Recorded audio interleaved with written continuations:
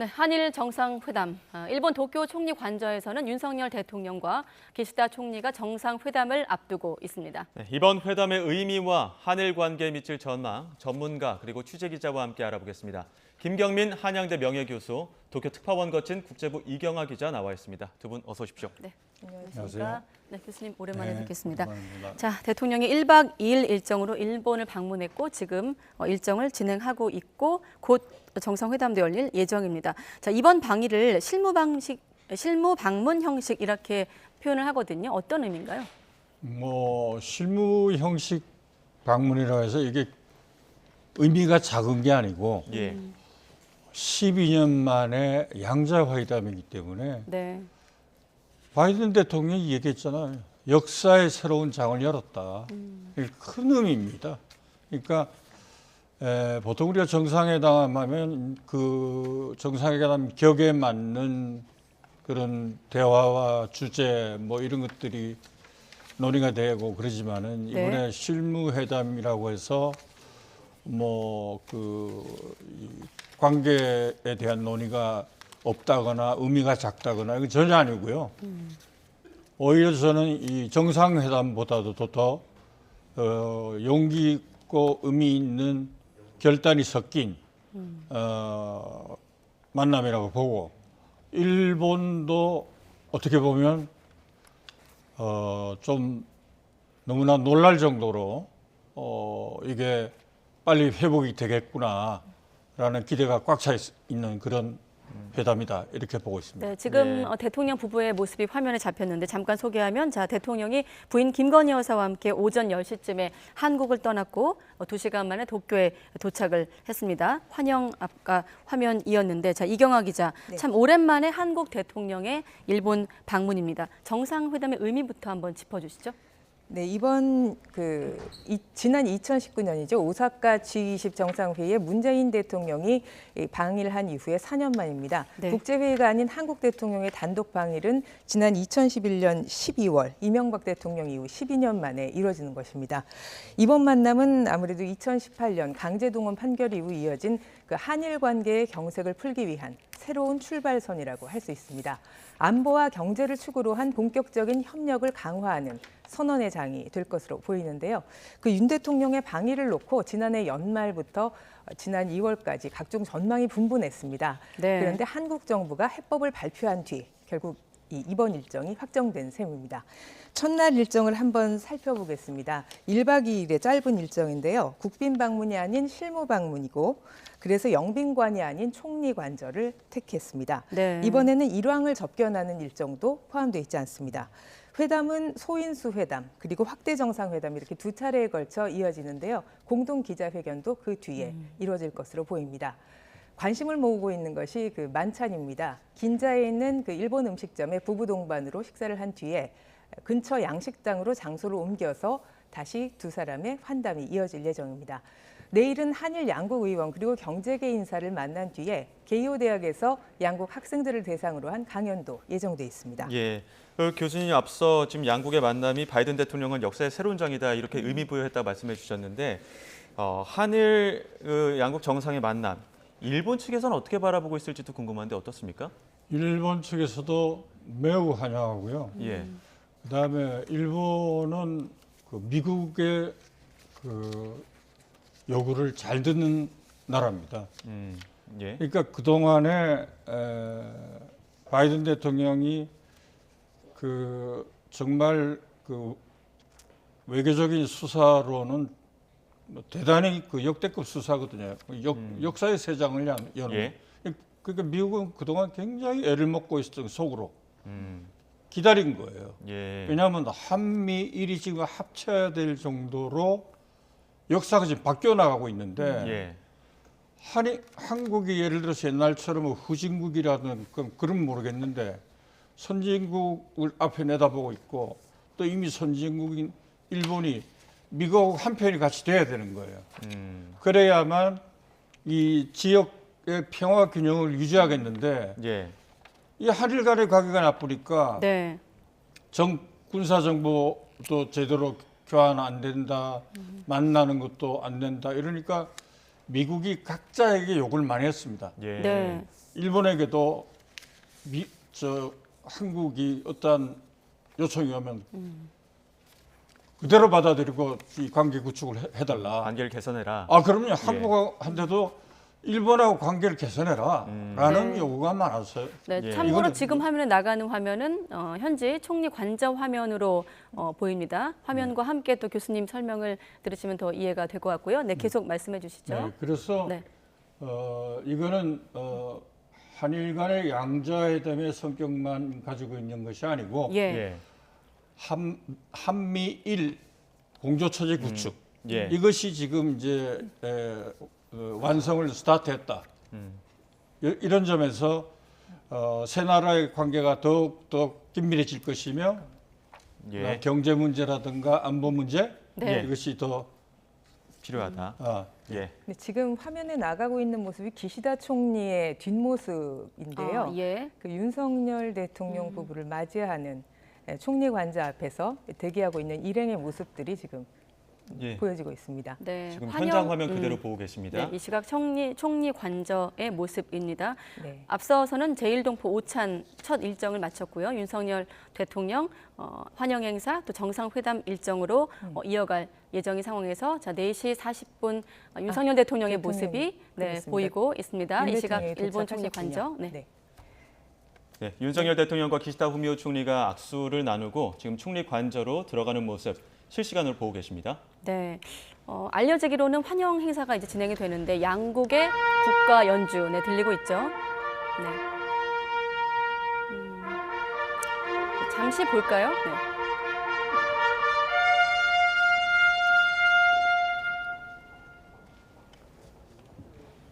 네. 네. 양국 정상이 단상 위에 올랐습니다. 네, 기시다 일본 총리와 조우하는 모습 관저에 도착해서 네. 의장대 사열이 이어지고 있는 상황으로 보입니다.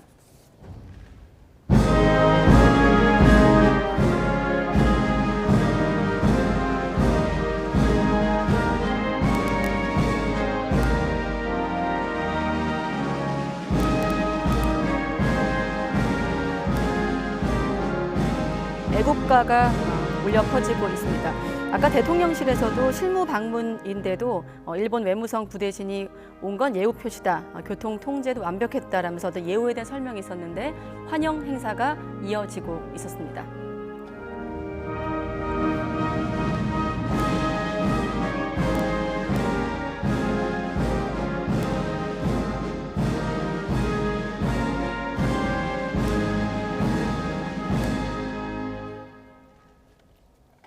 네, 윤석열 대통령 일본 총리 관저에 도착을 해서 기시다 후미오 총리의 영접을 받고 지금 애국가가 울려 퍼졌습니다.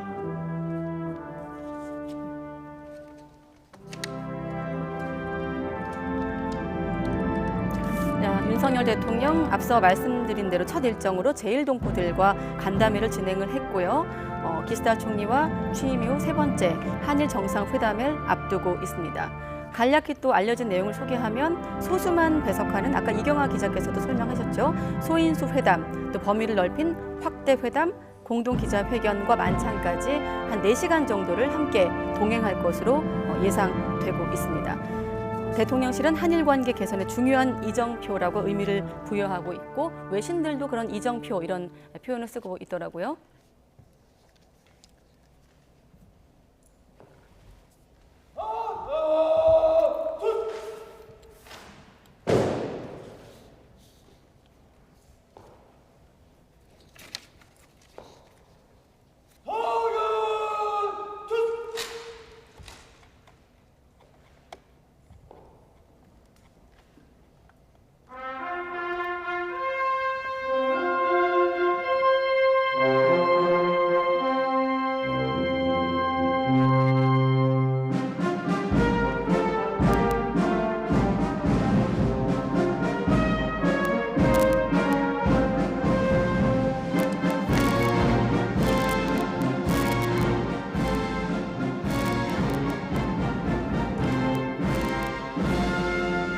한일 정상이 일본 의장대 공동 사열 행사에서 환영 행사 지금 기시다 총리가 윤석열 대통령을 영접하는 모습 보고 계십니다. 네, 두 정상의 지금 표정은 일단은 긴장되어 있는 표정으로 확인되고 있습니다. 조금 전 윤석열 대통령이 일본 총리 관저에 도착을 했고 기시다 총리가 영접을 했고요. 네, 환영 행사 중이고 지금 단상에 내려와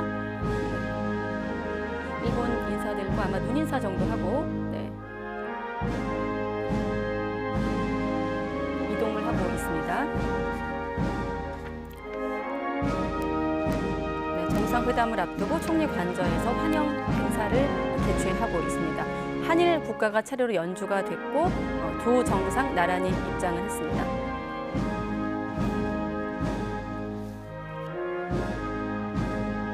한일 주요 국무위원들도 배석을 했고 화면 한가운데는 일장기의 모습도 보이고 있습니다.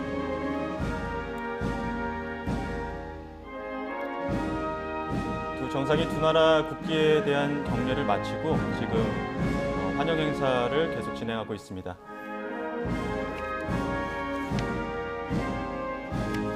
다시 단상 위로 올라가는 모습 보고 계십니다.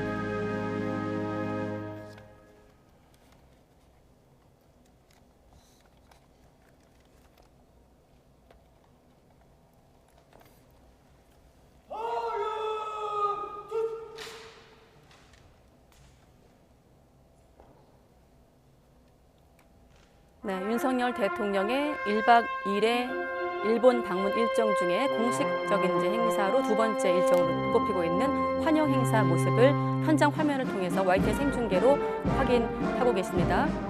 네, 일본 의장대 앞에 나란히 선 한일 두 정상.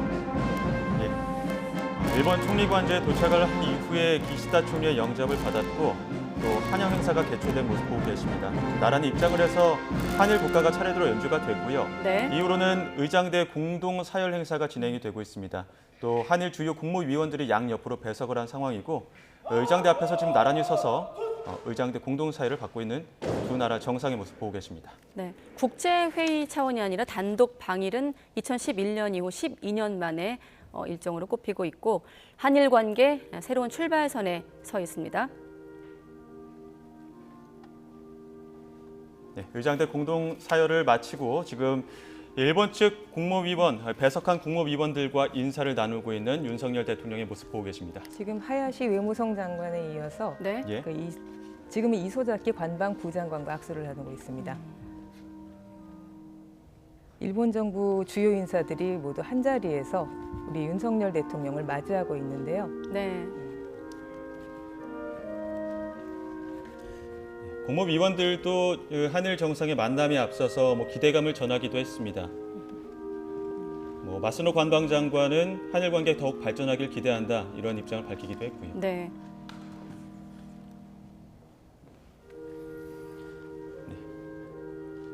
이어서 기시다 후미오 총리 우리나라 국무위원들과 인사를 나누고 있습니다.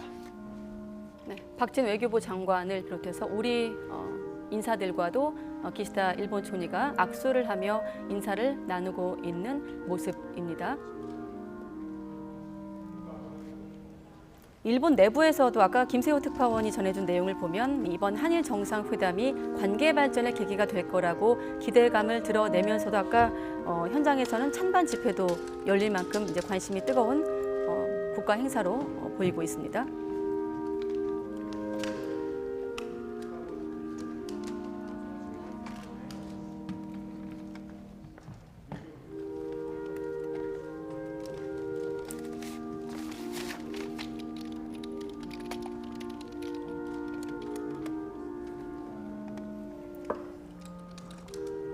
박진 외교부 장관, 또 지금 윤 김은혜 홍보수석, 대통령 네. 뒤쪽에 윤덕민 주일 한국 대사의 모습이 눈에 윤덕민 띄죠. 주일 대사. 네, 윤덕민 주일 네. 대사가 마쿠에서 일본 정부와의 그 한라인을 구축하는 데 상당한 공을 들였던 것으로 알고 있습니다. 네. 지난해 7월 부임 이후에 인적 교류를 인적 네트워크를 다시 되살리기 위한 물밑 작업을 지속적으로 해온 것으로 이렇게 네. 알고 있습니다. 양국 정상 배석한 국무위원들과 인사를 마치고 지금 회담을 위해서 자리를 이동하고 있는 모습 보고 계십니다.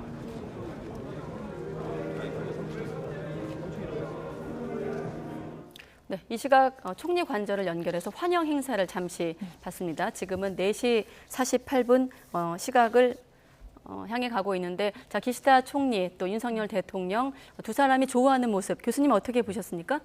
네, 뭐 순조롭게 잘 이루어지고 있다 이렇게 보고 있고요. 예. 기시다 총리로서는 사실 아베의 추천을 받아가지고 총리가 된 사람 아닙니까? 네. 그러니까 자민당 내에서는 소수파인데 이런 한일 간의 큰 문제가 해결될 것 같은 이런 만남에 기시다 총리는 이제 큰 힘을 얻었죠. 이번에. 예, 윤 대통령과 기시다 총리 한일 정상이 이례적으로 뭐 만찬을 두 차례 진행한다 이런 보도들도 나오기도 했었고, 지금 예우도 극진하게 하고 있는 모습 다시 한번 보고 계십니다. 그간에 경색됐던 한일 관계 중대한 변곡점에 다다랐다, 그런 상징이다, 그런 장면이다, 이렇게 분석들도 많이 나오는 것 같아요. 네, 그렇습니다. 기시다 총리 같은 경우에는 굉장히 감정 표현을 절제하는 그런 정치인으로 알려져 있는데요. 지난 대선 다음 날 기시다 총리가 그 윤석열 대통령의 당선의 축하 인사를 전하면서 굉장히 환한 미소를 띄었던 것으로 기억합니다. 네. 윤 대통령 취임 이후 기시다 총리와의 첫 대면은 지난해 9월 23일 미국 뉴욕에서 이루어졌습니다. 당시 환담이냐 회담이냐 여러 가지 그 성격을 규정하는 용어를 놓고 양국 사이에 논란이 잠시 일기도 했는데요. 네. 그 뒤에 11월에 푸놈펜에서 다시 만났죠. 이번 도쿄 만남이 두 정상 간의 세 번째 만남입니다.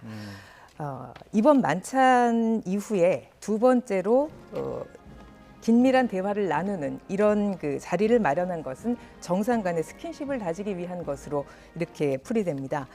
당시에 이 앞선 두 차례 회담이 굉장히 그 다자 외교 일정 속에 네. 바쁜 일정 속에 잡히다 보니까 두 사람이 개인적으로 친밀함을 키울 시간이 부족했던 것도 사실이거든요. 네. 예. 그래서 이번에 그 윤 대통령의 취향, 과거의 추억이 어린 장소를 특별히 배려해서 두 번째 그 환담 자리를 마련한 것으로 이렇게 알려졌습니다. 일본은 외교에 있어서 정상 간의 친밀한 관계를 굉장히 중시하는 경향이 있습니다. 네. 지난해 5월에는 그 바이든 대통령이 국빈 방문했을 때 일본 전통 요리점에서 만찬을 하고 그 다음에 총리 부인 유코 여사가 기모노 차림으로 그 전통차를 접대한 것이 예. 또 화제가 되기도 했었죠. 이뿐 아니라 아베 전 총리 당시에도 트럼프 미국 대통령과 골프 회동도 자주 했고, 그리고 유단자인 그 네. 푸틴 러시아 대통령과 함께 유도를 관람하면서 친목을 다지는 그런 장면도 자주 눈에 띄었습니다. 예. 네, 지금 보시는 화면 아까 지나갔던 총리 관저에서의 두 정상이 만나는 모습. 조금 전 이 기자께서 가까워질 시간이 그동안 좀 부족했다라고 말씀하셔서인지 두 사람의 표정이 아직은 조금 긴장된 모습으로 보입니다. 이어질 소인수 정상회담 또 확대 정상회담을 통해서 이 표정이 좀 어떻게 바뀔지 좀 지켜보기로 하고, 자, 방금 전에 저녁 일정을 좀 소개하셨는데 2차 만찬이라고 하니까 언론에서 대통령실에서는 만찬을 두 번 하는 건 아니다라고 이 선을 긋고 있거든요. 일정상으로는 만찬하고 한 번 더 이제 친교를 나눌 것으로 알려지고 있는데 이례적인 겁니까, 교수님? 우선 만찬을 한다는 데는 이제 코스 요리 아닙니까? 그래서 이제 만찬 하는 동안에 대화도 나누고 네. 이것도 있는데 이 오므라이스 집이에요. 오므라이스 한 그릇 툭탁 먹고 나면 거기 코스가 없잖아요. 그러니까 이제 유명한 오므라이스 집이니까 네. 저도 한번 먹어본 것 같아요. 아, 근데 예. 뭐 그거 오래된 집이니까 워낙 거기서 간단하게 먹고 그다음에 이제 환담을 하기 위해서 장소를 옮긴다는 것은 오늘 그 식사하는 데가 그 장시간 동안 그 얘기 나누면서 밥을 먹을 장소가 아니니까 네. 그렇게 조정이 된 것 그 같습니다. 장소를 이동을 해서 조금 더 깊이 있는 대화를 나눌 것이다, 이렇게 그럼요. 보고 계시는데요. 네. 일정들을 조금 보게 되면은 이제 뭐 소수만 배석하는 소인수 회담도 있고, 네. 또 범위를 넓힌 확대 회담에 공동 기자회견, 만찬까지 이어질 예정입니다. 그리고 또 같이 방문한 김건희 여사대로 그 기시다 후미오 일본 총리 부인인 기시다 유코 여사와 또 일정을 조율하고 있다, 이런 얘기도 나오고 있고요. 전반적인 일정을 봤을 때 그 행보에 담긴 의미가 있다면 어떤 의미가 좀 있다고 보십니까? 친밀하게 예. 보이려는 그런 저는 그 장면들이 느껴져요. 네. 더욱더 많이 스킨십을 많이 하고 좀 관계 개선을 위한 어떤 제스처들도 많을 것이라고 편하게. 보시는 거군요. 예. 오므라이스 먹자는 것도 그 보통 편한 음식이 아니잖아요. 예, 그래서 그 좀 뭐랄까 형식이 갖추어진 만남이 아니고 예. 이제는 정말 진정으로 우리가 개별 현안들을 네. 예. 가까운 그런 시선으로 그리고 가까운 음성으로 예. 해결해 보자. 뭐 그런 것이 저한테는 느껴집니다. 예. 네. 두 사람이 말씀하신 지금 교수님께서 현안을 말씀하셨는데 지금 두 사람은 조우를 하는 거지만 양국 국민은 또 이 조우를 또 지켜보고 있지 않습니까? 말씀하신 현안이 있기 때문에 다음 질문은 이제 이와 관련된 내용인데 자 강제동원 제3자 배상 방안을 놓고 생존 피해자 오늘도 그렇고 뭐 주말까지 지금 강한 반발이 예상되고 있는 상황인데 자 이번 정상회담 일정을 통해서 일본 측이 어느 정도 호응에 올지 성의 있는 대응을 해 올지가 관심 아니겠습니까? 네, 그렇습니다. 그 일본 정부의 그 성의 있는 호응이라는 것은 사죄와 배상 두 가지 측면에서 생각해 볼 수 있는데요. 네. 예. 정상회담 후에 나오는 내용들을 좀 살펴봐야겠습니다만 일단 기시다 총리가 직접 사죄나 반성을 언급하지는 않을 것이란 전망이 우세합니다. 과거 일본 정부가 채택한 사죄와 반성의 담화를 계승하는 수준에 머물 것으로 예상됩니다. 이 대목에서 지난 2015년 아베 전 총리가 남긴 종전 70주년 담화 내용을 한번 살펴볼 필요가 있는데요. 네. 당시에 아베 전 총리는 그 전쟁과 아무 상관없는 우리 아이들 그리고 그 다음 세대가 계속 사죄의 숙명을 짊어지게 해서는 안 된다고 말했습니다. 예. 이것을 기점으로 일본 사회에서는 보수 우익 세력을 중심으로 해서 더 이상 사과하지 않아야 한다는 목소리가 커진 것이 사실입니다. 네. 그 뒤에 일본 정부는 교과서 검정 등을 통해서 종군 위안부 그리고 강제 연행 등의 용어를 쓰지 못하도록 사실상 압박을 가하고 있는 상황입니다. 네. 일본 사회에서 과거사에 대한 교육 그리고 문제의식 자체가 점점 증발해가고 있다는 것이 일본 국민들 사이에서도 우려하고 있는 점이라고 할 수 있습니다. 기시다 총리 없이 국내 여론에 민감할 수밖에 없을 네. 텐데 현재까지 일본 분위기는 어느 정도라고 봐야 될까요? 근데 일단 이번 회담에 대한 기대감이 더 큰 것으로 보입니다. 예. 네. 최근에 나온 그 교도통신 여론조사 결과를 보면요. 한국 정부가 내놓은 강제동원 해법에 대해서 긍정적이라고 평가한 그 응답자가 60% 가까이 나왔고요. 예. 부정평가는 그 절반 수준인 30%대였습니다. 예. 이 강제동원 해법의 영향이 있었던 것으로 예상이 되는데 기시다 내각 지지율도 38.1%를 기록했는데 예. 전달에 비해서 4.5%나 크게 뛴 수치입니다. 지난 6일에 한국 정부가 강제동원 해법을 발표한 뒤에 일본 집권 자민당 내에서는 일본이 완승했다라는 말까지 나왔다는 언론 보도도 있었습니다. 예. 네. 예상을 뛰어넘는 한국 정부의 결단에 대해서 일본 측이 오히려 좀 놀라는 기류도 엿보이는데요. 이제 일본이 뭔가를 내놓을 차례다 이런 의견도 국내에서 나오지만 그것이 어느 정도 수준일지 과연 한국 국민의 기대에 부합할 것인지는 뚜껑을 열어봐야 알 것 같습니다. 네. 예. 완승했다는 말까지 나올 정도라고 하니까 이제 우리 정서로 이제 보면 일본에서 혹시 표정 관리하는 거 아닌가라는 생각이 들었는데 어제 후사카 유지 교수 같은 경우는 극우 세력을 중심으로 제3자 변제안 같은 경우도 법률적으로 완성된 안이 아니다. 그러니까 일본 입장에서는 가해 기업, 가해자가 빠졌기 때문에 앞으로 법률상으로 민감해질 수도 있다. 이런 시선도 있는데 교수님은 어떻게 보십니까? 일본의 재계 그리고 언론과 올바른 지식인들의 차례가 아닌가 이런 생각을 합니다. 네. 왜냐하면 그 강제 동원에 대한 돈을 내라 물어내 네. 라는 것에 일본이 한국이 계속 그렇게 나오면 하는 것에 대해서 속마음을 준비했지 3자 변제안을 내놓으면서 일본을 놀라게 하기도 했고 네. 한편으로는 또 일본의 극우들도 있지만 올바른 지식인을 좀 부끄럽게 한 면도 있습니다. 예. 네. 사죄란 것은요 내일 끝날 수도 있지만 70년으로 못 봐 끝나는 게 아니고 독일 베를린에 가보세요. 세상에 브란덴부르크 근문에 그 코로나 이전에 가보니까 또 기념관을 만들어 놨더라고요.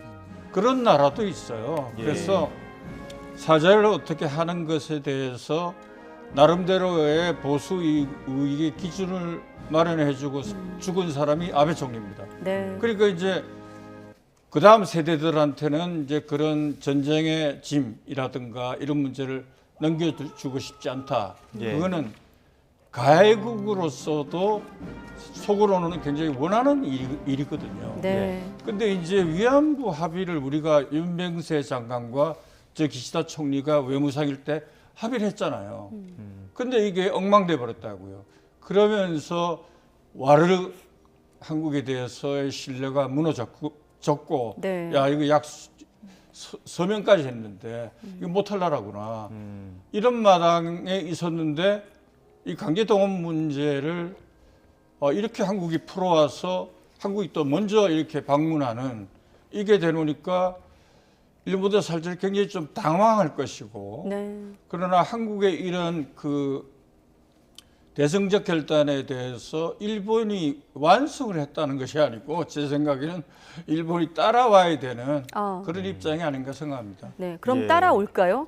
일본 측의 어떤 그런 반응이 주목되고 있는 상황인데, 물론 한일 관계 개선에 대한 어떤 기대감이 국내 여론에 있는 것도 사실입니다만은 피해자를 중심으로 비판 여론도 있는 것도 사실입니다. 이 비판 여론이 요구하고 있는 선결 조건이 말씀하신 그 일본이 따라오는 그 성에 있는 조치에 해당할 텐데, 자, 최근에 지난 9일에 하야시 요시마사 일본 외무상이 강제 동원 표현은 적절하지 않다고 밝히면서 논란이 일었고, 이렇다 보니 이번에 일본 측이 정말 진심으로 과오를 인정하는 것인지 회의적이란 반응이 나올 수밖에 없거든요. 어떻게 보십니까? 네, 일본의 그 일관된 입장이라고 하면 그 한국 대법원의 판결 자체를 인정하지 않는 것이죠. 네. 앞으로도 이런 기조를 바꾸지 않을 것으로 예상이 됩니다. 오히려 그 우리 정부의 해법이 나온 뒤에 일본 우익 인사들 사이에는 일본이 2018년 판결에 휘말린 피해자다, 이런 네. 억지 주장까지 나오고 있는 것을 부인할 수 없습니다. 이뿐 아니라 강제동원 현장 중 하나인 니가타현 사도광산에 대한 세계유산 등재도 계획대로 추진하겠다고 일본 정부는 거듭 밝혔습니다. 16세기에서 19세기까지 에도 시대로 그 등재 기간을 한정해서 예. 일제강점기를 피해가는 그런 전략을 쓴 건데요. 네. 군함도 세계유산 등재 과정에서 벌어졌던 논란을 피하기 위한 것으로 보입니다. 하지만 이 피해 당사국인 한국 정부와 이 등재 심사 과정에서 마찰이 불가피한 점도 있습니다. 당사국 간의 그 협의를 대단히 중시하는 유네스코의 새로운 협약 때문이기도 한데요. 네. 이 군함도에 대한 등재 심사는 이르면 올해 여름부터 본격적으로 진행될 예정이어서 한일 외교 간의 악재로 부상할 가능성도 배제할 수는 없는 상황입니다. 예, 뭐 이런 가운데 윤석열 대통령 방일 전에 일본 요미우리 신문과 인터뷰를 했는데 구상권 청구 가능성에 대해서 그럴 일은 없다, 이렇게 못 박았습니다. 과연 회담 전에 이런 입장을 밝힌 것에 대해서 회담이나 혹은 한국과 일본 여론에는 어떻게 작용할까요? 아니 그게 이제 조금 전에 말씀드렸던 위안부 문제가 엉망되고 나니까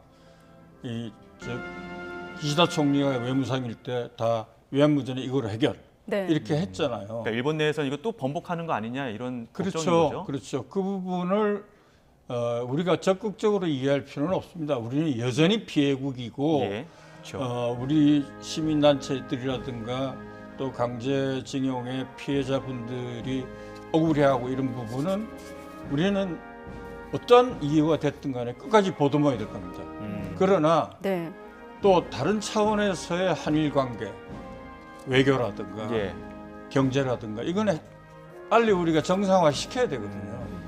왜냐하면 나라가 잘 돼야, 예, 국력이 더 세져야 일본을 말을 더 쉽게 잘 듣게 할 수 있습니다. 우리의 목소리가 커져야. 안 그렇습니까? 예. 우리가 왜 이런 역사문화 강제되고 왜 이럽니까? 우리가 나라 힘이 약할 때 다 당한 거 아닙니까?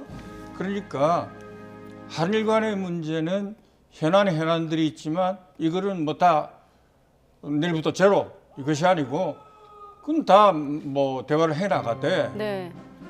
전국의 목표는 일본보다 앞선 나라가 우리가 돼야 되는 것이 모든 문제의 모든 질문의 해답이에요. 네.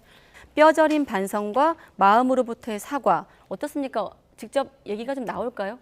네, 그동안 일본 정부는 담화 형태로 과거사에 대한 반성과 사죄의 뜻을 밝혀왔습니다. 네. 지난 1993년 고노 담화 이것이 출발점이었다고 할 수 있는데요. 일본군이 그 위안부 동원에 개입하고 또 강제력을 행사했다고 인정한 첫 공식 성명이었습니다. 그 뒤에 1995년에 무라야마 담화가 있었죠. 네. 여기서 식민 지배와 침략으로 아시아 여러 나라의 여러 분들에게 많은 손해와 고통을 줬다. 이런 역사적 사실을 겸허히 받아들이고 통절한 반성의 뜻 표하면서 진심으로 사죄한다. 이 통절한 반성과 사죄라는 표현이 여기 처음 등장합니다. 네. 식민 지배에 대한 첫 번째 사과이면서 또 가장 구체적이고 내용 면에서도 앞서 있다는 그런 평가를 받고 있습니다. 이런 일본의 사죄와 반성이 있었기 때문에 1998년에 김대중 오부치 선언이 나올 수 있었던 겁니다. 네. 예. 이때 함께 나온 21세기 한일 파트너십 공동선언이 있죠. 여기서 셔틀 정상회담 그리고 대북 정책 공조, 민간 투자 확대 등 지금 우리가 해온 여러 가지 한일 교류의 그 큰 틀이 여기서 출발을 한 것입니다. 지금의 일본 정부는 물론 과거 담화를 계승한다는 입장을 공식적으로는 밝히고 있습니다만 네. 이전의 사례를 비춰볼 때는 사죄와 반성에 상당히 인색하다 이런 인상을 지울 수가 없습니다. 네, 교수님 앞서 현재 연결했을 때는 기시다 총리가 외무상이었을 때보다는 훨씬 더 보수적인 입장을 지금 취하고 있다 이렇게 전하기도 했었는데 네. 이번 한일 정상회담 그리고 이후에 기자회견 통해서 어느 정도 수위의 좀 발언이 나올 것이라고 보시는지요? 그거는 저는 개인적으로는 아직까지는 큰 기대를 하지 않고 있습니다. 예. 왜냐하면 일본은 그 자민당의 파벌 정치를 하는 나라거든요. 네. 예. 그러니까 기시다 총리가 그러니까 관방장관에서 그다음에 이제 그 총리가 될 수 있었던 것도 아베파가 밀었기 때문에 되는 거거든요. 네. 그러니까 아베파의 입장을 반하는 기시다 개인의 철학이 있다 하더라도 함부로 얘기하지는 못할 것이다. 네. 그래서 김대중 오부치 이 선언에 개성을 하겠다는 말만 나와도 뭐 본전은 되지 않겠나 싶고 네. 그다음에 앞으로 어떻게 하겠냐는 것은 우리가 이제 배구공을 저쪽에다 넘긴 셈 아닙니까? 네. 어쨌든 간에 그러니까 그쪽에서 고민이 지금 많을 겁니다. 그래서 윤 대통령이 일본을 떠나기 전까지 여하튼 간에 뭔가 섭섭하지 않은 발언은 해주는 것이 맞다고 논의들을 하고 있을 텐데요. 네. 그 수위를 어느 정도까지 맞출지는 두고 봐야 되겠습니다. 왜냐하면 양국의 여론이 있기 때문에 네, 그걸 신경 쓰고 있기 때문에 해외 언론에서는 윤석열 대통령을 향해서 대담한 정치 수완, 대담한 정치력이다. 그렇기 때문에 일본도 화답해야 된다. 이런 해외 언론 평가들도 있는 상황인데 아까 요미우리 신문 인터뷰 관련해서 추가 질문 한 가지 더 드리면 일본 같은 경우는 2018년도 한국 대법원의 강제동원 배상 판결 자체를 인정하고 싶어하지 않는 상황이잖아요. 네. 이런 시점에서 우리 대통령이 한일 정상회담을 앞두고 일본 언론을 통해서 모순이다 이런 표현을 쓰기도 했습니다. 청구권 협정과 모순이라는 발언이었죠. 그걸 우려하는 일본 전문가들도 있던데 교수님은 어떻습니까? 저는 그 문제도 법률적으로 풀 것이 아니고 예. 정치적으로 풀 문제라고 봅니다. 저도 사실 그 대법원 판결이 나왔을 때 개인적으로는 참 아차 싶더라고요. 겨우 좀 위안부 문제를 그 윤병세 장관 때 풀어놨는데 이제 또 강제징용이 또 들어와가지고 이러니까 아까 제가 미국 말씀드렸잖아요. 미국은 그동안에 표현을 안 해서 그렇지 이 외교적으로 아주 정말 굉장히 그 미쳐버릴 것 같은.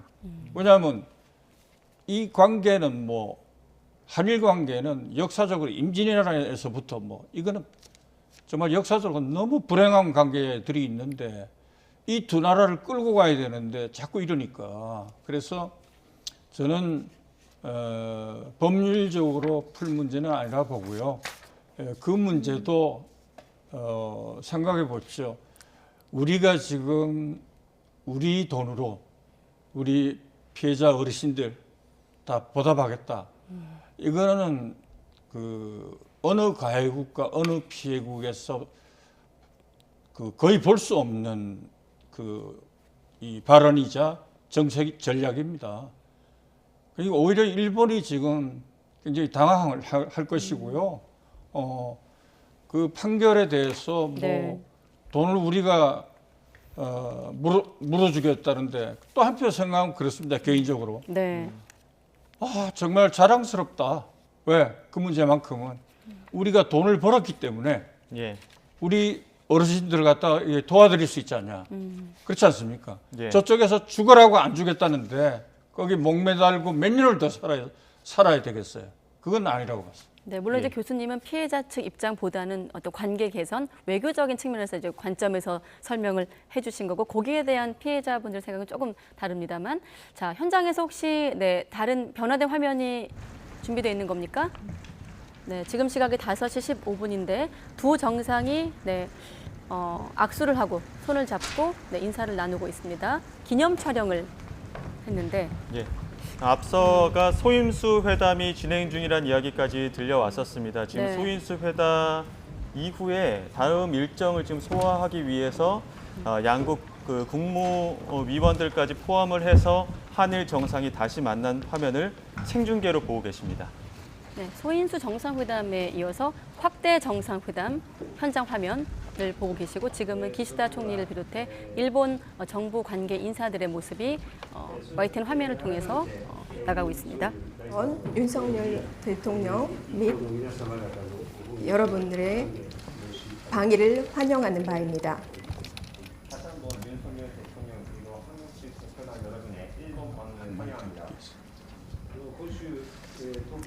이번 주 도쿄에서는 벚꽃이 벌써 개화를 했습니다. 이렇게 중요한 날에 윤 대통령께서 미래를 위해 한일 관계의 새로운 장을 함께 열 수 있는 기회가 찾아온 데 대해 대단히 기쁘게 생각합니다. 본격적인 봄이 찾아온 이 시기에 저와 윤 대통령이 미래를 위해서 미래를 향해 밀한 관계의 새로운 장을 함께 열 기회가 찾아온 것을 매우 기쁘게 생각을 합니다. 앞서 소인수 회의에서 한일 간 정상이 형식에 구애받지 않고 빈번하게 서로 방문을 하는 셔틀 외교 재회를 발표했습니다. 이 전체 회의에서는 한일 양국이 함께 서로에게 도움이 되는 그런 협력을 추진하기 위해 정치, 경제, 문화 등 여러 분야에 걸친 분야에서 정부 간의 의사소통을 강화해 나가는 것에 대해 의견을 교환하고자 합니다. 또한 오늘 아침 북한에 의한 ICBM 탄도미사일 발사는 심각한 도발 행위이며 도저히 용납할 수 없습니다. 이런 현재의 심각한 환경 하에서 한일 그리고 한미일의 공조를 더욱 강화해 나가는 데 대해서도 논의하고자 합니다. 조금 전에 개최되었던 소인수 회의에서 일한 전상이 현실에 구애받지 않고 빈번하게 방문하는 셔틀 외교 재개에 일치했습니다. 이 전체 회의에서는 일한 양국이 양국 모두 이익이 될 만한 협력을 추진하기 위해서 정치, 경제, 문화 등 다양한 분야에서 정부 간 의사소통을 강화해 나가는 것 등에 대해서 의견 교환을 할 수 있으면 합니다. 또한 오늘 아침에 북한의 ICBM 탄도미사일 발사는 명백한 도발 행위이며 도저히 간과할 수 없습니다. 이러한 오늘날의 엄중한 전략 환경하에 일한미 문제를 더더욱 실제 나가는 데 대해서도 논의할 수 있으면 합니다. 저와 우리 대표단을 환대해 준 기시다 총리님께 감사드립니다. 私と私たち代表団をお迎えいただきました岸田総理に感謝いたします。 한국 대통령으로서 12년 만에 일본을 방문하여 회담을 하게 됐습니다. 国大統領として12年ぶりに日本を訪問し、会談を行うことになりました。 오늘 도쿄에서 기시다 총리님과 제가 이렇게 만난 것은 그간 여러 현안으로 어려움을 겪은 한일 관계가 새롭게 출발한다는 것을 양국 국민들께 알려드리는 특별한 의미가 있다고 생각합니다. 本日東京で岸田総理と私が会ったのは、これまでさまざまな提案によって難しい経験をしてきた韓国と日本両国関係が新しく出発するというのを両国の国民にお知らせする特別な意味合いを持っていると考えます。 한국과 자유, 인권, 법치의 보편적 가치를 공유하는 일본은 안보와 경제, 글로벌 어젠다에서 협력해야 될 파트너입니다. 韓国と自由、人権、法治といった普遍的価値を共有する日本は、安全保障や経済、グローバルアジェンダで協力すべきパートナーであります。 그간 국제사회의 평화와 번영의 기반이 되어온 자유민주주의 가치가 중대한 도전에 직면한 지금 양국의 협력 필요성은 더욱 커지고 있습니다. これまで国際社会の平和と繁栄の基盤となってきた自由民主主義の価値が重大な挑戦に直面している今、両国の協力の必要性はますます高まっています。 오늘 아침 제가 도쿄로 출발하기 전 북한의 장거리 탄도미사일 발사에서 보듯이 날로 고도화되고 있는 북한의 핵 미사일 위협이 동아시아뿐 아니라 국제사회 평화와 안정에도 큰 위협이 되고 있습니다. 今朝、私が東京に出発する前、北による長距離弾道ミサイルの発射から見ても、日増しに高度化している北による核やミサイルの脅威は、東アジアのみならず、国際社会の平和と安定にも大きな脅威となっています。 한일 양국은 서로 긴밀히 공조하고 연대하여 이러한 불법적인 위협과 국제사회의 난제에 슬기롭게 대처해야 할 것입니다. 韓国と日本両国はお互い緊密に連携をして、また連帯をし、このような不法的な脅威や国際社会の難題に賢く対処していかなければなりません。 오늘 회담에서는 그간 정치해되어 온 한일 관계를 협력과 상생 발전의 관계로 전환할 수 있는 유익한 논의가 이루어질 것이라고 믿습니다. 本日の会談では、これまで停滞してきた韓日関係を協力して共に生きて発展する関係へと転換できる有意義な議論が行われると信じております。 기시다 총리께서 말씀하신 양국의 셔틀 외교에 대해서도 적극적으로 환영합니다. 앞으로도 총리님과 긴밀히 소통하면서 한일 관계의 새로운 시대를 열기 위해 함께 노력할 수 있기를 기대합니다.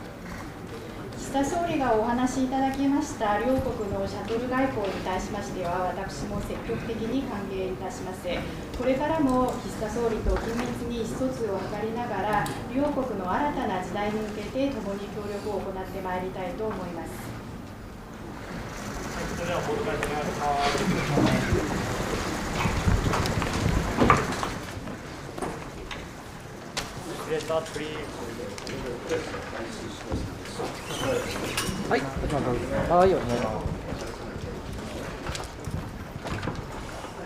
네, 일단은 새로운 장, 새로운 출발, 셔틀 외교 재개논 이런 단어들이 눈에 띄는데 참고로 환영 행사 그리고 소인수 정상회담에 이은 확대 정상회담 모습 일본 총리 관저 현지를 연결해서 여러분과 함께 확인을 했습니다. 소인수 회담에 참석했던 인물들은 외교안보 참모들이 배석을 했고 확대회담, 지금 보시는 확대회담 같은 경우는 추경호 경제부총리를 포함해서 경제 참모들이 추가로 배석을 했습니다. 자, 거기서 나온 내용을 박성원 앵커와 잠깐만 좀 정리를 해보면 기시다 총리 먼저 윤석열 대통령과 한국 정부 인사의 방위를 환영한다는 발언과 함께 한일 관계 새로운 장을 함께 열 기회다. 또 한미일 공조를 강화해야 된다. 이런 언급을 했습니다. 네, 북한 관련된 양국 정상의 입장도 있었습니다. 네. 일단 기시다 총리, 북한의 ICBM 발사 용납이 안 된다. 한미일 공조를 강화해야 한다. 이런 입장을 밝혔고요. 또 윤석열 대통령도 출발 전에 ICBM 발사에 대해서 국제사회 평화에 큰 위협이다 이렇게 이야기를 하면서 네. 한일이 긴밀히 협력해서 불법에 대한 위협, 국제적인 난제 단호히 대처해야 한다 이런 이야기를 모두 발언을 통해서 입장을 밝혔습니다. 한일 관계 개선에 대한 논의가 주를 이루겠습니다만 아무래도 북한 도발이 있었기 때문에 특히나 안보 문제를 두 정상이 언급을 한 것 같습니다. 교수님. 매우 중요한 문제죠. 네. 일본이 작년 12월 16일부로 안보 산문서를 발표했어요. 예. 자위대는 이제 없습니다. 왜냐하면 사정거리 3,000km의 중거리 미사일 개발 계획을 내놨고요. 예. 그 다음에 이제 미국의 토마호크 미사일. 이 토마호크라는 것은 아메리칸 인디안 말인데 미국이 팔은 나라가 수출한 나라가 맹방이라 할 수 있는 영국과 호주밖에 없어요. 네. 근데 이제 일본에 팔기로 했어요. 토마호크는 보면 우리 옛날에 서부 영화 보면은 그 인디안들이 도끼를 잘 썼잖아요. 예. 그 도끼로 잘못 알고 있던데 그게 아니고 그 도끼를 장식했던 칠면조 깃털 이름이 토마호크예요. 예. 그 정도로 명중률이 높다는 거죠. 예. 그걸 지금 500발 사겠다고 그랬는데 미국이 지금 팔 것 같아요. 그거는 순전히 공격형 무기입니다. 네. 그런 마당에 무슨 이제 그 자위대가 됩니까? 그 미사일 지금 능력은 우리보다도 훨씬 더 위로 가게끔 계획을 발표했어요. 예. 그러니까 이제 한미일 공조가 더 필요할 수밖에 없고 네. 우리 부산에 가면 저 배 타고 50분만 가면 되는 그 대마도 거기에도 통신 감청 부대가 들어옵니다. 네. 일본이 우리보다 군사력이 더 강해요. 몰라서 그렇지. 그렇게 가고 있는데 우리가 세계를 알아야지. 지금 과거사 문제, 이 문제요. 제가 미국에서 박사학위를 하고 이제 2년 있다가 일본 가서 어디 가서 연구를 하냐면 일본 방위청 방위연구소요. 예. 그 도서관에서 요시미라는 사람이 위안부 문제에 대한 일본 정부의 관여가 있다는 자료를 그 도서관에서 발견해서 예. 그다음부터 일본 정부가 개입했다는 말이 나올 정도로 네. 일본은 계속 속여왔고 숨겨왔고 이렇게 한 나라입니다.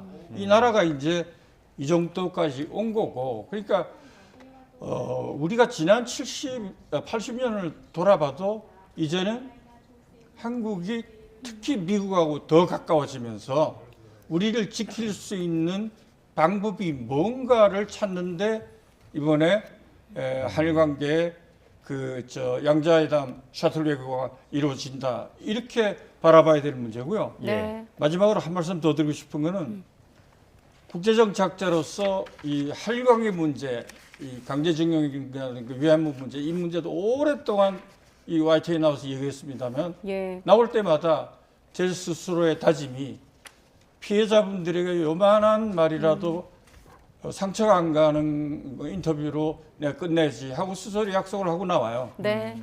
3월 7일 날 제가 외교부 초청으로 강연을 갔습니다. 외교관 100명을 모아놓을 테니까 우주 외교에 대해서 강의를 좀 해달라고 갔어요. 이 강연하는 중에 제가 그랬습니다. 앞에 박진 장관이 앉았는데 이번에 그 피해자분들도 양금덕 할머니도 그렇고 워낙에 우리가 한국에서는 민감하기 때문에 가서 의전 하나하나에 사소한 것도 조심해서 일하고 돌아왔으면 좋겠다. 네. 아까 보니까 그 의장대 사회라고 이게 돌아 나오는데 우리 윤석열 대통령이 그 서 있는 우리 대한민국 국기에 가슴을 탁 되더라고요. 그래서 예. 저런 것도 어떻게 보면 둘이서 같이 나오는데 그냥 나올 수 있는 거 아니에요? 근데 이 기시다 총리는 자기 국기에 그냥 둘이서 같이 절할 때 했지만 우리 대통령은 가서 손 얹고 절하더라고요. 그래서 예. 저는 사소한 것까지 안 놓친다. 제가 그런 생각을 잠깐 했습니다. 예, 앞서 그 소인수 회담에서는 뭐 형식에 구애받지 않고 셔틀 외교 재개를 논의했다 기시다 총리가 이야기를 하기도 했었고 그때는 이제 외교 전문가들과 함께 배석을 한 걸로 알려져 있는데 네. 지금 확대 회담에서는 양측에 보면 이창양 산업부 장관도 있고 또 추경호 부총리 겸 기획재정부 장관도 네, 있고요. 외교 안보 각종 외교부 참모들이 장관도 네, 있습니다. 배석을 했고 이번엔 확대 경제 참모. 회담에서는 예. 그렇게 배석자들도 늘고 또 실무적인 이야기들도 많이 나올 텐데 어떤 의제들이 좀 나올 거라고 보십니까? 우선은 뭐 경제 문제에서 반도체 예. 이 문제. 이거는 일본도 적극적으로 나오려고 봅니다. 사실 일본 반도체 산업이 다 망가졌잖아요. 예. 옛날에는 일본 반도체 산업이 더 우위였죠. 그런 문제에 대한 협력을 하자. 그건 또 미국이 지금 주도를 하고 있지 않습니까? 네. 그래서 우리도 지금 이제 그 500조에 투입하겠다고 그랬죠. 큰 돈이죠. 예. 그래서 그런 그 대화를 할 것 같고요. 네. 두 나라 간의 역사 문제는 역사 문제 따로지만 두 나라 간에 지금 굉장히 긴밀한 협력을 해야 될 게 경제 문제예요. 예. 지금 전 세계가 지금 경제가 망가지고 있는 형편인데 서로 도와도 뭐할 판에 모른 척하기가 안 되는 거죠. 예. 수출 수입이 자유로워야 되죠. 네. 뭐 이러한 문제가 가장 중요하게 다뤄지지 않을까 그래 봅니다. 알겠습니다. 자, 이후에 이제 두 정상, 확대 정상회담 이후에는 그 회담 결과를 설명하는 공동 기자회견을 갖고 양국 기자의 질문도 받을 것으로 알려지고 있습니다. 바로 이 자리에서 기시다 총리가 지금 화면에 나오고 있는 기시다 일본 총리가 어떤 수준으로 강제동원 문제와 관련된 사과 혹은 유감 입장을 표명할지 관심입니다. 회담에서는 아까 교수님 말씀대로 두 나라 간의 경제 협력을 강화하고 또 군사 정보 보호 협정, 주소미아를 정상화하는 방안도 논의될 것으로 보입니다. 자, 지금 화면과 함께 자막으로 지금까지 정리된 내용을 여러분께 소개하고 있으니까 참고하시면 되겠습니다. 네. 예.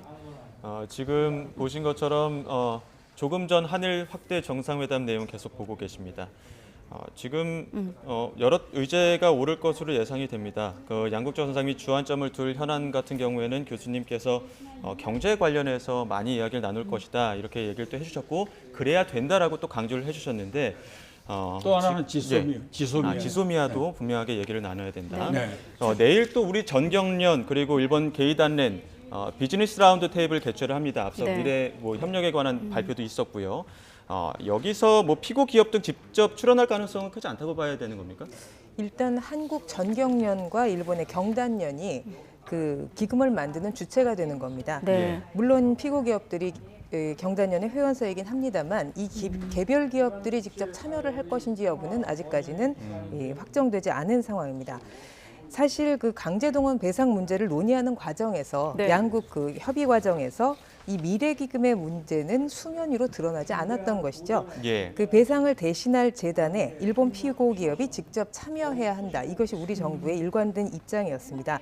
이것이 여의치 않아서 우회적으로라도 참여를 이끌어내기 위한 그런 고심의 결과 미래기금이 나온 것이다. 이런 해석이 유력합니다.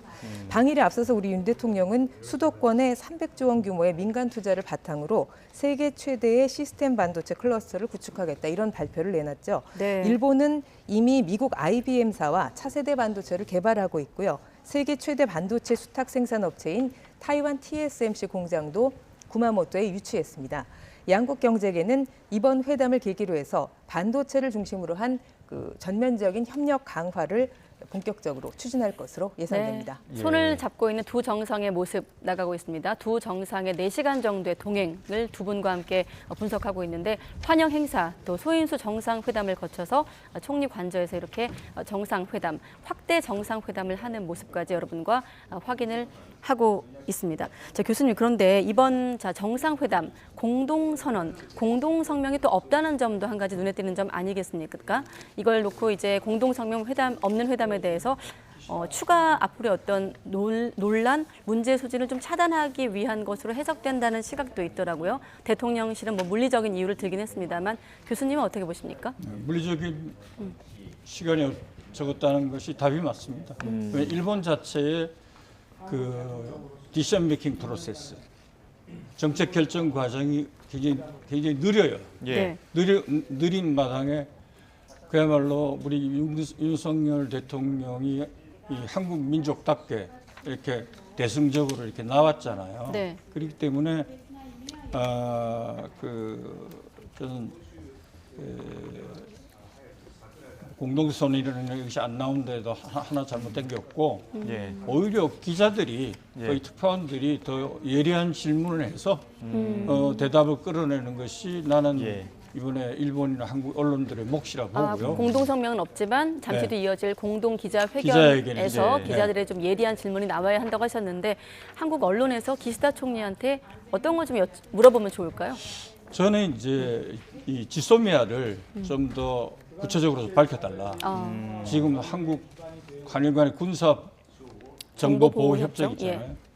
이게 지금 우리 한국이 잘 몰라서 그렇죠. 일본 언론에 이미 다 나갔습니다. 우리 이경화 특파원께서는 그 보도까지 보고 한국에 귀국하셨을 텐데 일본이요.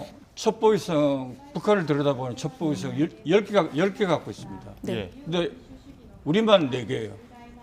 근데 이번에 일본이 소형위성 50개를 올리기로 발표했습니다.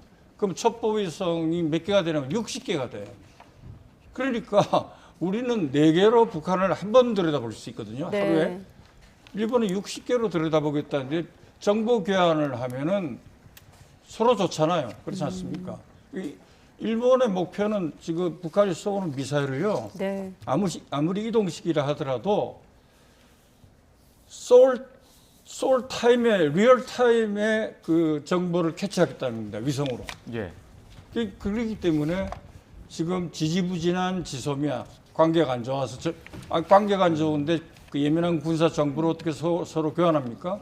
이거는 지금 빨리 해야 필요합니다. 알겠습니다. 지금 시간이 한 1분 정도밖에 남지 않았기 때문에 끝으로 이경화 기자에게 질문을 드리면 말씀하신 지소미아 문제가 또 다른 현안 중에 하나인데 일부에선 한일 군사협력 강화를 위해서 일본 측이 관계 개선에 적극적으로 나서고 있다 이런 시각도 있던데 어떻습니까? 네, 아마 이 경색된 한일 관계 속에서 일본이 가장 아쉬워했던 것이 이 안보 분야 협력 아닌가 싶습니다. 제가 특파원으로 일했던 기간 일본 정부가 네. 북한의 탄도미사일 정보를 뒤늦게 탐지하거나 또는 잘못된 정보를 발표하는 경우도 있었습니다. 네. 실시간 미사일 발사 정보 공유를 추진하겠다 이런 우리 정부의 입장에 대해서 일본은 굉장히 반가운 내심 크게 반길 것이라고 생각이 되는데요. 예. 기시다 총리가 한국과의 관계 개선이 필요하다고 말할 때 빼놓지 않고 얘기하는 게 바로 그 엄중한 국제 안보 상황입니다. 예. 가까이 있는 북한과 중국의 위협이 있고요. 그리고 우크라이나 전쟁 이후에 급변하는 국제 정세를 대단히 강조하고 있습니다. 네. 이 점은 미국도 크게 다르지 않은데 이번 강제동원 해법 발표로 인해서 한일 관계가 풀리는 것을 미국 바이든 대통령까지 나서서 이례적으로 환영하지 않았습니까? 예. 이것은 양국 관계의 획기적인 세 장이 될 것이라는 찬사까지 보냈는데요.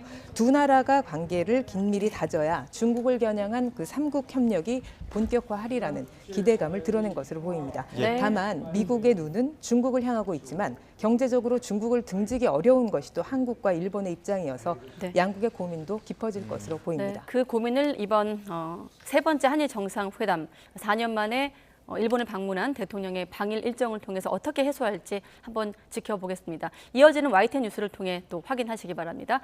네, 김경민 한양대 명예교수, 도쿄 특파원을 거친 국제부 이경화 기자와 함께했습니다. 수고하셨습니다.